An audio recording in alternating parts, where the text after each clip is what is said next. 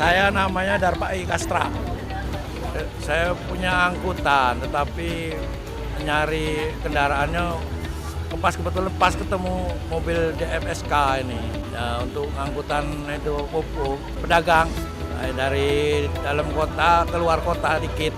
Nah, pas kebetulan ada mobil DFSK ini, pas promo ada di Perumnas. Katanya ini mobil yang kedua ya Pak? Iya betul. Nah, yang pertama saya beli cash, yang kedua ini memang saya atas namakan anak. Nah, boleh katanya kan. Jadi mudah-mudahan untuk menambah angkutan. Kalau membeli MSK ini berapa tahun? Baru 6 bulan, jalan 6 bulan ini. Selama ini saya rasakan tuh, ya alhamdulillah belum ada kecewa-kecewa itu. Cuman nyaman juga. Nah, masalahnya ada AC-nya, jadi kalau kita ngantuk udah tidur. Udah. Harganya juga lebih murah daripada kendaraan yang lain, sejenisnya. Saya tuh udah 11 kali ganti mobil. Seluruhnya yang pick up itu sudah saya beli semua. Insya Allah untuk sementara ini masih. Entah kalau setahun, 2 tahun ya. Yang jelasnya itu ada garansi 3 tahun. Di FSK ya insya Allah diusahakan biar ini berkembang.